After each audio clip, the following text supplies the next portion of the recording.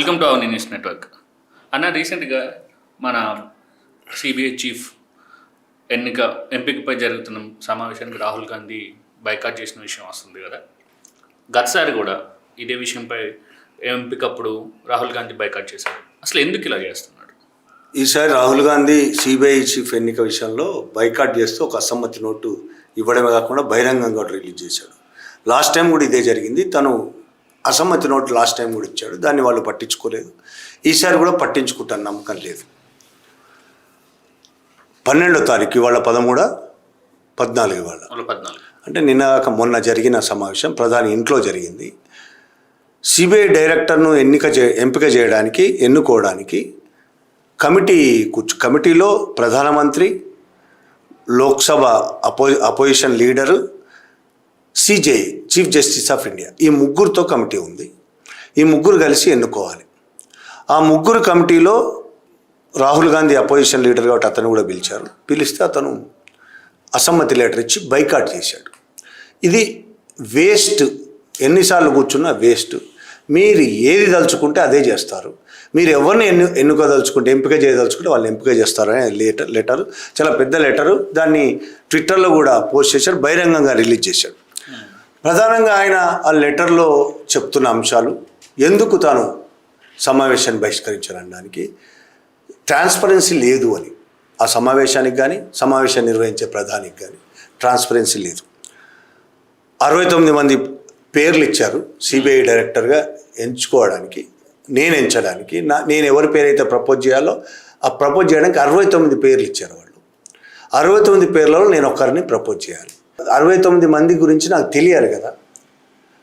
ఏ విషయాలు వాళ్ళ గురించి తెలియకుండా, వాళ్ళకు సంబంధించిన అన్ని కోణాలు పరిశీలించకుండా, వాళ్ళు గతంలో ఏం చేశారు, ఏ వాటిలలో వాళ్ళ ప్రావీణ్యం ఉన్నది, వాళ్ళు ఎన్ని విజయాలు సాధించారు, ఎన్ని అపజయాలు సాధించారు, వాళ్ళ మంచి చెడు మొత్తం అన్ని విషయాలు నాకు తెలియకుండా నేను ఎట్లా ఎంపిక చేస్తా, వాళ్ళు నా ప్రపోజల్ ఎట్లా పెడతా సార్.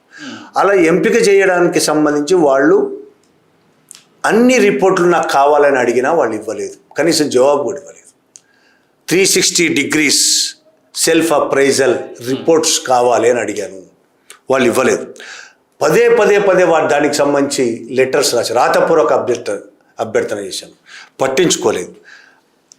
అసలు ఏమీ లేకుండా వాళ్ళు కనీసం వాళ్ళకి సంబంధించిన సమాచారం ఏమీ ఇవ్వకుండా నన్ను ఒకరిని ఎంచుకోమంటే ఎందుకు ఎంచుకుంటా అనేది ట్రాన్స్పరెన్సీకి సంబంధించిన. ఇంకొకటి ఏమన్నాడంటే, ఈ మీటింగ్లే శుద్ధ వేస్ట్. ఇది ఒక్కటే కాదు, ఇటువంటి చాలా మీటింగ్లు అవుతాయి. ప్రీ డిసైడెడ్, వాళ్ళు ముందే డిసైడ్ అయిపోయారు. ఎవరిని చేయాలో వాళ్ళు ముందు డిసైడ్ అయిపోయారు. వాళ్ళకు 2 ఓట్లు. చీఫ్ జస్టిస్ కూడా వాళ్ళు చెప్పినట్టే వింటాడు. నేను ఏం చెప్పినా అక్కడ చెల్లదు అనే మాట్లాడుతూ ఈ ప్రక్రియ మొత్తాన్ని ఏదో చేస్తున్నాం, తూతూ మంత్రంగా చేస్తున్నారు. ఇది ముందే మీరు డిసైడ్ అయిపోయి తూతూ మంత్రంగా ఏదో చేయాలి మీటింగ్ కాబట్టి చేస్తున్నారు అనే రెండో పాయింట్ పెట్టాడు. మీరు ఇంకోటి ఏంటంటే, మీరు సిబిఐని మొత్తంగా దేశంలో దుర్వినియోగం చేస్తున్నారు. మొత్తం సిబిఐని మీ రాజకీయాలకు వ్యతిరేకమైన వాళ్ళ మీద, అసమ్మతి వెళ్ళగక్కే లేదా అసమ్మతి చూపించే జర్నలిస్టుల మీద, కార్యకర్తల మీద, విమర్శకుల మీద మీ సిబిఐని ఉపయోగిస్తున్నారు. Institutional capture. మీరు సిబిఐని క్యాప్చర్ చేసుకుని ఇన్స్టిట్యూషనల్ మొత్తం వ్యవస్థలను క్యాప్చర్ చేసుకుని, అందులో సిబిఐ కూడా ఒకటి. కాబట్టి నేను ఈ మీటింగ్లో పాల్గొని చేయగలిగింది ఏమీ లేదు అనేది చెప్పాడు.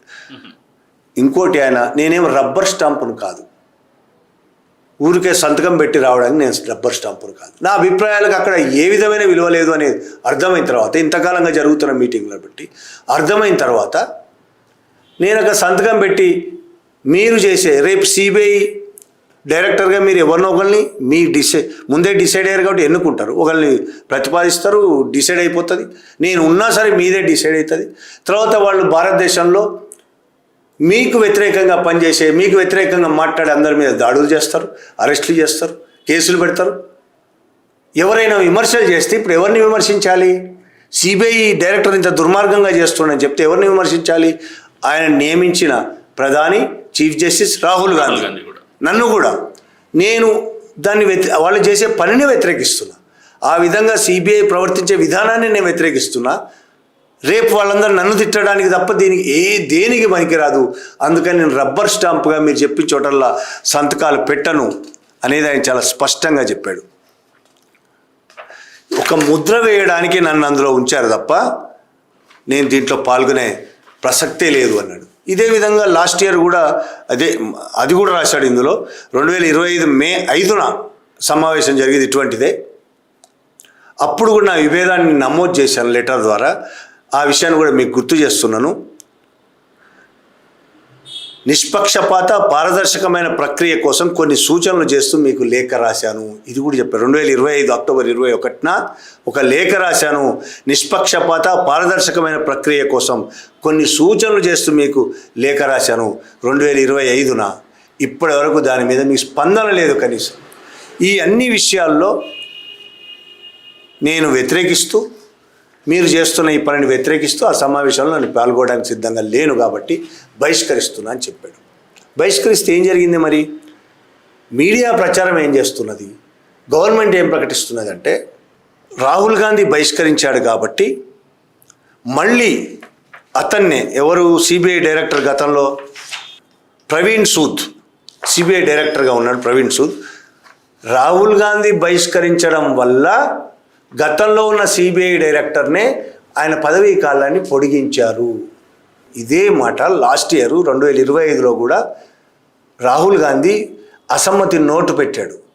ఇదే ప్రవీణ్ సూద్ అప్పుడు కూడా ప్రవీణ్ సూద్ పదవీ కాలాన్ని అప్పుడు పొడిగించారు, మళ్ళీ ఇప్పుడు పొడిగించారు. వాళ్ళు పొడిగించదలుచుకున్నారు, ప్రవీణ్ సూద్నే మళ్ళీ నియమించదలుచుకున్నారు. ఓకే, దానికి రబ్బర్ స్టాంపు రాహుల్ గాంధీతో ఒక స్టాంప్ వేయించదలుచుకున్నారు. ఈసారి మాత్రం రాహుల్ గాంధీ బహిష్కరించడం వల్లనే గతి లేక గత్యంతరం లేక మళ్ళీ పాత ఆయననే చేస్తున్నాం. ఇది దీనికి సంబంధించే కాదు, సిబిఐకి సంబంధించే కాదు. ఇట్లాంటి భారతదేశం 3-4 సంస్థలు ఉన్నాయి ప్రతిపక్ష నాయకులను ఇరికించడానికి తప్ప దేనికి పనికిరావు. నిజానికి గతంలో ఈ సంస్థలు చాలా చర్చ జరిగేది, ఈ మీటింగుల్లో చాలా చర్చ జరిగిన తర్వాత ఒక్కోసారి ప్రతిపక్షం ప్రతిపాదించిన వాళ్ళు కూడా అధికారంలోకి వచ్చేవాళ్ళు, పదవులు పొందేవాళ్ళు. ఎందుకంటే అప్పుడు చీఫ్ జస్టిస్ ఈ విధంగా ఒక పార్టీ ప్రభుత్వానికి ఒక పార్టీకో మద్దతు తెలిపేవాళ్ళు కాదు. కాబట్టి ఉదాహరణకి ఇట్లా డిసైడ్ చేయాల్సింది ఎన్నికల కమిషనర్, సిబిఐ, ఇన్ఫర్మేషన్ కమిషనర్లు, central vigilance commissioner, UPSC chairman, వీటన్నిటినీ కమిటీ నిర్ణయించాలి. ఆ కమిటీలో ప్రధాని ఉంటాడు, ఆపోజిషన్ లీడర్ ఉంటాడు, చీఫ్ జస్టిస్, కొన్నిట్లలో స్పీకర్ కూడా ఉంటాడు. ముఖ్యంగా సిబిఐ డైరెక్టర్ డిసైడ్ చేయడానికి prime minister, LOP leader of opposition plus chief justice కూడా ఉంటారు. ఇన్ఫర్మేషన్ కమిషనర్ నిర్ణయించడానికి prime minister, LOP, cabinet minister, Lokpal కూడా ఉంటారు. దాంట్లో కూడా prime minister, LOP, speaker, CJI ఇంతమంది ఉంటారు. సెంట్రల్ విజిలెన్స్ కమిషనర్ విషయంలో కూడా prime minister, home minister, LOP. మొత్తంగా చూడండి ఒక్కసారి. యూపీఎస్సీ చైర్మన్ను కూడా ప్రధాని సలహా మేరకు రాష్ట్రపతి నియమిస్తారు. ఈ మొత్తం విషయాల్లో చూడండి. ఎన్నికల కమిషనర్ కూడా అంతే. ఎన్నికల కమిషన్ గొడవ కూడా నేను చెప్తాను. ఈ మొత్తం వ్యవహారంలో ప్రభుత్వం ఏదనుకుంటే అదే జరుగుతుంది. మొత్తం వ్యవహారంలో చూడండి, అన్నిట్లో లీడర్ ఆఫ్ అపోజిషన్ ఒక ఓటు, దట్స్ ఆల్. మిగతా అంతా వాళ్లే. కాబట్టి లీడర్ ఆఫ్ అపోజిషన్ ఏం నడవదు. ఎన్నికల కమిషన్ది ఇంకా దారుణంగా ఏంటంటే, ఎన్నికల కమిషన్ నియమించడానికి ముందు నుంచి ఉన్న సిస్టమ్ ఏంటి? Chief justice, prime minister, LOP, leader of opposition. 2023లో దీన్ని మార్చేశారు. ఒక చట్టం చేసింది గవర్నమెంట్, ఎవరు? BJP government. ఏం చేసింది? చీఫ్ జస్టిస్ని తీసేశారు. అందులోంచి తీసేసి ఏం పెట్టారు? ప్రధానమంత్రి నామినేట్ చేసి ప్రతిపాదించే ఒక మంత్రి, కేంద్ర మంత్రి ఇందులో ఉంటాడు. ప్రధానమంత్రి ఎవరైనా సహజంగానే అమిత్ షా ఉంటాడు. చాలాసార్లు అమిత్ షానే ఉండే అవకాశం ఉంటుంది. అమిత్ షా ఆయన ఇష్టడు కాబట్టి అమిత్ షానే కాదు, కేంద్ర మంత్రులు ఎవరిని పెట్టినా మోడీ చెప్పినట్టే ఉంటాడు.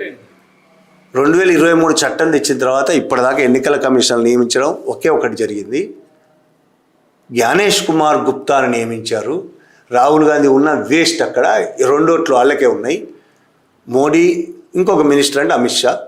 జ్ఞానేష్ కుమార్ గుప్తా నియమించిన తర్వాత ఆ జ్ఞానేష్ కుమార్ గుప్తా ఆ మోడీకి ఎంత సహకారం అందించాడు ఇప్పటి వరకు చూస్తూనే ఉన్నాం. మనం బెంగాల్ ఎలక్షన్లు చూసినాం, అంతకుముందు బీహార్ ఎలక్షన్లు చూసినాం. ప్రతి చోట బీజేపీకి అనుకూలంగా, చట్ట వ్యతిరేకంగా, రాజ్యాంగ వ్యతిరేకంగా తన పరిమితులను పట్టించుకోకుండా బీజేపీ కార్యకర్తలాగా ఎట్లా వ్యవహరిస్తున్నాడు అనేది చూసాం. అందుకోసమే ఆయనను ఎన్నుకోవడానికి చీఫ్ జస్టిస్ని పక్కన ఏమో పొరపాటున చీఫ్ జస్టిస్ మాకు వ్యతిరేకంగా మాట్లాడే పొజిషన్ లేదు. చీఫ్ జస్టిస్ని కూడా వాళ్ళే పెడుతున్నారు కానీ చెప్పలేం. అందుకని వాళ్ళోడే ఉంటే బెటర్ కదా. కాబట్టి ఇప్పుడు ఎన్నికల కమిషనర్లు ఎవరిని ఎంపిక చేయాలన్నా మోడీ, అమిత్ షాలు ఇష్టం. ఆ పరిస్థితి ఉంది భారతదేశంలో. కాబట్టి ఈ పరిస్థితి నుంచి భారతదేశం మారుతుందా లేదా పక్కన పెడితే రాహుల్ గాంధీ బైకాట్ చేయడం అనేది ఒక మంచి పరిణామం. కనీసం నేను అసమ్మతి తెలుపుతున్నాను భారతదేశ ప్రజలకు తెలియజేయడం, భారతదేశ ప్రజలకే కాదు అన్ని దేశాలకు తెలుస్తుంది. ఒక ప్రతిపక్ష నాయకుడు ఈ విధంగా సిబిఐ డైరెక్టర్ని ఎంపిక చేసే దాంట్లో తాను ఉండకుండా ఎందుకు ఉండను అనేది బహిరంగంగా చెప్పి బహిష్కరించడం అనేది చాలా మంచి పని. దీనివల్ల ఎన్ని ఉపయోగాలు ఉంటాయనేది ఫ్యూచర్ తెలుస్తుంది. నేననేది ఇంకోటి ఏంటంటే, ఇటువంటి సమావేశంలో పాల్గొనకుండా బైకాట్ చేసి దానికి ఒక డీసెంట్ లెటర్ రాసి బహిరంగ ప్రకటించడం వల్ల ఉపయోగం ఉంటుందో లేదో కానీ దీనికంటే దుర్మార్గంగా ఉన్న ఎన్నికల వ్యవస్థ ఉన్నది. ఇవాళ ఆ మీటింగ్లో పాల్గొనడం వల్ల తాను ఏం చేయగలిగింది ఏమీ లేదు. వాళ్ళు ఇష్టం వచ్చిందే జరుగుతుందని ఎట్లా అంటున్నాడు రాహుల్ గాంధీ. పాల్గొన్నప్పుడు కూడా ఈయన చేయగలిగింది ఏమీ లేదు. వాళ్ళు ఇష్టం వచ్చినట్టే చేయగలుగుతారు. మోడీ ఎవరు గెలవాలనుకుంటే వాళ్ళు గెలుస్తారు. బీజేపీ గెలవాలనుకుంటే బీజేపీ గెలుస్తుంది, ఓడిపోవాలనుకుంటే ఓడిపోతుంది బీజేపీ. ఎన్నికల వ్యవస్థను ఆ విధంగా వాళ్ళు తీర్చిదిద్దేశారు. వ్యవస్థను మొత్తం వాళ్ళ కంట్రోల్లో తీసుకున్నారు. అంటే రాహుల్ గాంధీ ఇప్పుడు ఎన్నికల్లో పాల్గొన్నా ఉపయోగం లేదు. రాహుల్ గాంధీ అదే అంటున్నాను, రాహుల్ గాంధీ కాదు, దేశంలోని ప్రతిపక్షాలు ఏవి ఎన్నికల్లో పాల్గొనడం అనేది శుద్ధ దండగా. ఎన్నికల్లో పాల్గొన్నా ఓడిపోతారు. వాళ్ళు ఓడిపోయేటట్టు తీర్చిదిద్దేశారు వ్యవస్థని. అదే ప్రజల ఇష్టాలతో సంబంధం ఉన్న వ్యవస్థ కాదు. ఓట్లు ప్రజలు ఇష్టపడి వేయడం కాదు. ఎవరి ఓట్లు ఎక్కడ బలాలో వాళ్ళు నిర్ణయిస్తున్నారు. ఎవరి ఓట్లు వాళ్ళకి పడితే ఆ ఓట్లే ఉంటాయి, మిగతా ఓట్లు ఉండవు. ఒకవేళ అది కూడా జరగకపోతే ఈవీఎంలో చూసుకుంటారు. ఇట్లా చాలా మొత్తం వ్యవస్థను తాము గుప్పెట్లో పెట్టుకున్నారు. కాబట్టి రాహుల్ గాంధీ అయినా ప్రతిపక్షాలైనా ఈ ఎన్నికల్లో పాల్గొనడం అనేది శుద్ధ దండగా. వాళ్ళు ఈ ఎన్నికలను బహిష్కరించి గతంలో ఏపీ ఎన్నికలకు సంబంధించి జరిగిన అన్యాయాలను, ఎన్నికల కమిషన్ చేసిన అన్యాయాలను పరకాల ప్రభాకర్ మాట్లాడుతూ ఈ దేశం మొత్తం ఇట్లే తయారైంది, ప్రతిపక్షాల ఎన్నికలను బహిష్కరించాలని పిలుపునిచ్చాడు. నిజం అది. దేశంలో బీజేపీ మినహా మిగతా పార్టీలు మొత్తం ఎన్డీఏలో ఉన్నవి కాకుండా మిగతా పార్టీలన్నీ భారతదేశంలో ఎన్నికలను బహిష్కరించాలి. బహిష్కరించిన ప్రకటించాలి. ప్రకటించి ఇంట్లో కూర్చోవద్దు, రోడ్డు ఎక్కాలి, ప్రజలను రోడ్ల మీదకి తీసుకురావాలి. ఈ భారతదేశంలో ప్రజాస్వామ్యం చచ్చిపోయింది కాబట్టి, ఈ భారతదేశంలో రాజ్యాంగం అనేది అమల్లో లేదు కాబట్టి దానికి వ్యతిరేకంగా రాజ్యాంగాన్ని హత్య చేస్తున్న, ప్రజాస్వామ్యాన్ని హత్య చేస్తున్న బీజేపీకి వ్యతిరేకంగా ప్రతిపక్షాలన్నీ ఐక్యమై రోడ్లెక్కి ప్రజలను కదిలించి ఒకరోజు 2 రోజుల పోరాటాలు కాదు, సంవత్సరాలైనా సరే రోజుల తరబడి వీధి పోరాటాలకు సిద్ధం కావాలి. రోడ్లెక్కాలి. రోడ్లెక్కి వీళ్ళకి వ్యతిరేకంగా పోరాటాలు చెయ్యాలి. అంతే తప్ప బీజేపీ ఓడిపోతే మేమే కదా గెలుస్తామని కాంగ్రెస్ అనుకున్నంత కాలం కోపం వచ్చి ఓట్లు వేయకపోతే మాకే వేస్తారు కదా. ఎవ్వరు వేయక్కర్లేదు, అక్కడ తేలిపోతుంది. రాహుల్ గాంధీ ప్రెస్ మీట్ పెట్టి మరీ చెప్తున్నాడు కదా ఓట్లు ఎట్లా చోరీ జరుగుతుందో.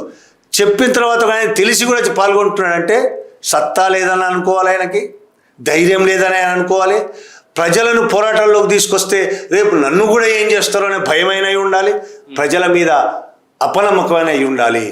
నిజంగా ప్రజల మీద నమ్మకం ఉంటే రాహుల్ గాంధీయే కాదు, మొత్తం ప్రతిపక్షాలు రాహుల్ గాంధీతో సహా ఎన్నికలను, ఈ దేశంలో ప్రతి ఎన్నికను, అన్ని ఎన్నికలు, రాష్ట్ర ఎన్నికలతో సహా బహిష్కరించి రోడ్లెక్కి ప్రజలను పోరాటంలోకి దించండి. ఏం జరుగుతుంది? మహా అయితే అన్ని ఎన్నికల్లో వాళ్లే పాల్గొంటారు కాబట్టి వాళ్లే గెలవచ్చు. కానీ ఎంతకాలం సాగుతుంది? ఇది చాలా తీవ్రమైన పోరాటాలు జరిగితే బీజేపీని ప్రజలు ఈ దేశం నుంచి తరిమి కొడతారు. దానికి మీరే నాయకత్వం వహించండి, మీరే తెచ్చుకోండి పేరు. దీనికి కష్టపడాల్సి ఉంటుంది. ఒళ్ళు అరగకుండా కూర్చొని ప్రెస్ మీట్లు పెట్టడం మాత్రమే చేస్తామంటే ఏం జరగదు. భారతదేశం ఇలాగే ఉంటుంది. ఓకే అన్న, థ్యాంక్ యూ.